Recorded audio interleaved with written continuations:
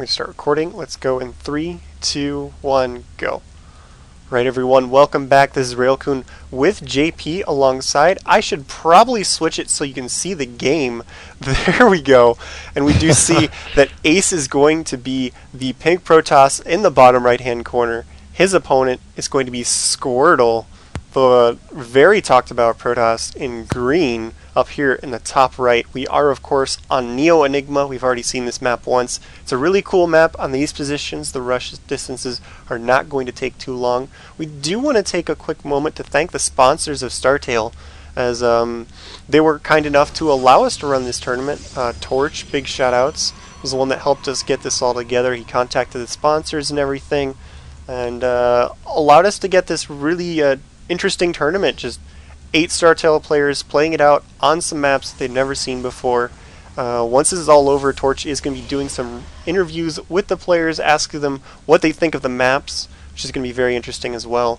So thank you to BenQ, I don't know, I'm going to assume that's BenQ. Bank Monitors. Yeah, Bank Monitors, it says Enjoyment Matters, and Zowie Gear, 2 main sponsors here for STartale.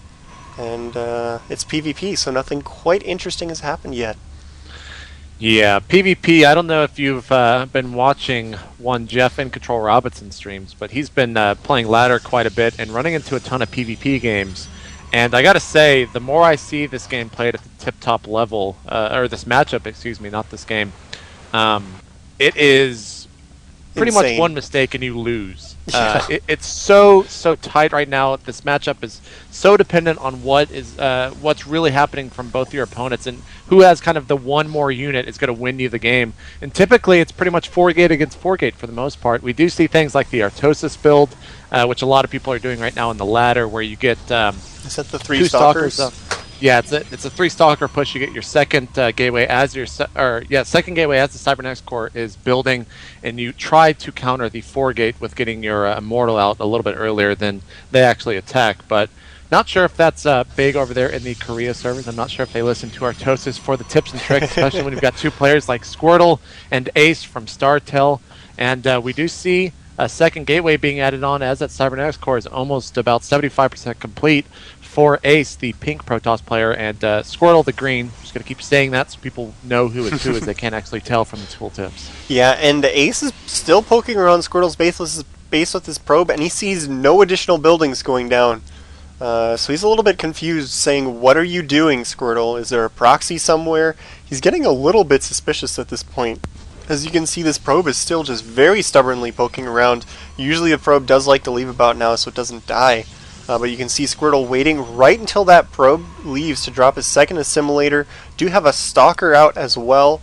So I'm waiting to see if we're going to see something really crazy like a 1-gate Robo or a Stargate. The Stargate generally doesn't work very well against a 4-gate though. So I wouldn't really expect to see that. Looks like he's actually just going to move on to 3 gateways. These are kind of late for a defensive 3-gate, so I really have absolutely no idea what Squirtle is doing, because you can hold off a 4-gate with less gateways if you get them quickly enough. But he did miss that timing of getting those soon enough. There goes the Twilight Council. There's the missing piece to the puzzle. Looks like we're going to see some blink play coming from Squirtle. Yeah, it looks like Ace is ramping up for an attack here. We do see that probe falling, and now they're about to meet these 2 stalkers with the 2 stalkers and 1 zealot of Squirtle. And here we go, some nice control from both players. Wow, this is impeccable control from Squirtle and Ace. 1 stalker does fall for Squirtle. The first for Ace is trying to live, and it looks like it will do so as the other stalker from Squirtle is being chased away. And this attack might be doing a little bit more damage than we had anticipated, as well. Some great control there from Ace, the pink Protoss player. That was super impressive, and you can see that the blink hasn't even started yet for Squirtle. He's having to warp in stalkers here at the top of his ramp, so that's going to be even more delayed. On the other side of the map, Ace is going for a 3-gate Robo build, and with the fact that he had to force him to warp in those extra stalkers right about when he wanted to start that blink research, means that's going to be a couple seconds slower. It's going to give Ace some time to get those Immortals out. And I'm not sure if you're familiar, but the super really awesome blink micro that we've seen from the likes of Kiwikaki, Nazgul, Minigun, etc. is really hard to pull off against Immortals because that 50 damage per shot is just such a huge chunk of their health.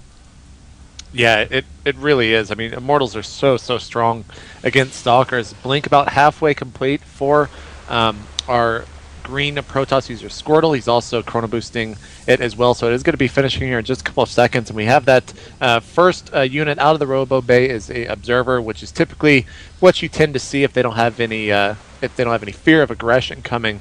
And we also do see 2 Zealots and a Sentry being warped in. It looks like that Squirtle might be ramping up for an expansion, and Ace is going to try to steal a gold halfway across the map. And if you look, there's a pylon not that far away. That's amazing how close that is to the pylon, but it probably will not wind up getting scouted. Squirtle is going to push up in here with a lot of Stalkers. He does show that blink. The Immortal's only about half done. He does have to use that force field there. He has a couple more, but he needs to make sure that Squirtle cannot get forward and focus fire those sentries. Because what he's really going to try and do is get this Zealot up the ramp, get vision, blink up, get those sentries, and then back off. But it looks like Ace is actually going to give him some freedom here to get up the ramp just to allow this Immortal to get out. He does give away a pylon. But does feel a lot more comfortable in holding this now that the Immortal's there, but still has to be really careful about that focus fire here. Yeah, this is going to be pretty scary for Squirtle. So it looks like he does get 1 Zealot up, but now he's playing against a blind, or he's playing blind against his opponents. He can't see up that ramp. Not sure why he is still sticking around. I guess he does have blink to retreat if Ace pushes out. That gold expansion Nexus has warped in. Now remember, there's only, 5 mineral patches there, so it's a little bit different than what you're typically used to seeing on some of the Blizzard ladder maps. 2 sentries reinforcing Squirtle's army, and he's just going to try to contain his opponent here, thinking, well, I have my expansion up, or almost up. There's no way that you can get an expansion, but he's going to be in for a rude awakening here very, very shortly. Yeah, and with this Twilight Council here on the way, for Ace, this is a really interesting play, as he might go straight for Dark Templars. When you see these sorts of openings from another Protoss player, going to DTs is a very common response because of the fact that you know his robotics is going to be very late. But right as I said that, Squirtle did start his own robotics, so we're just sort of watching this Twilight Council. He's going to get his own blink play. That's pretty common as well, as it's just really tough to win these fights if he's just way more mobile than you. So he's going to even that out by going for blink. And Squirtle going for a Stargate. He did see that there's an Immortal, at least one, in the unit composition of Ace. So getting some Phoenixes out to do some liftoffs will be beneficial, but the Stargate's actually over here right by the proxy Nexus. That's actually really, really scary for Ace because depending on what unit comes out of there, or really, doesn't really matter what unit comes out of there, it will probably see the fact that probes are mining from that high yield here very, very soon. Yeah, basically when that first unit pops out, it's going to get some vision over that cliff, and then he's going to see mining going on and be like, what? I thought you were contained. It is going to be a Void Ray. So he is anticipating Colossus from Ace, which would be a very normal move, but Ace not going for Colossus at all, adding more gateways, being very unexpected. But of course, Squirtle is going for Immortals as well. So this Immortal Void Ray combination with a good solid core of Blink Stalkers, he's going to have a really tough army to fight, no matter what Ace goes for unit composition-wise.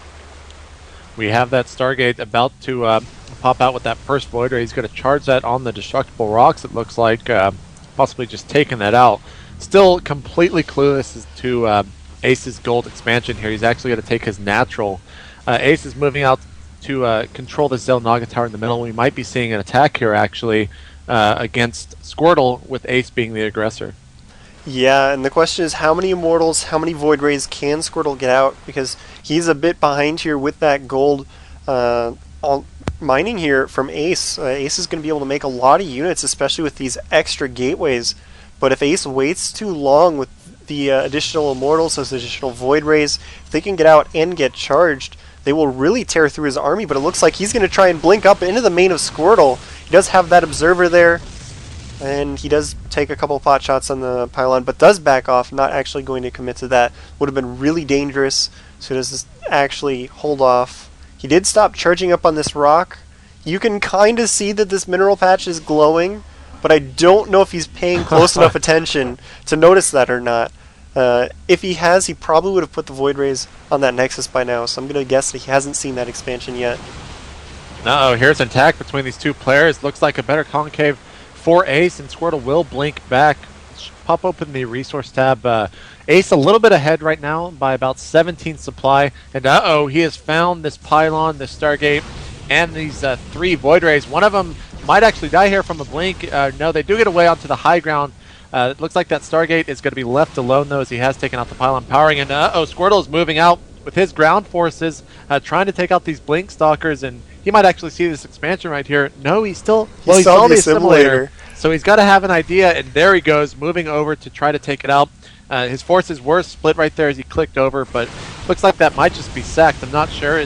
No, Ace is turning around with his Blink Stalkers. How is this going to go down?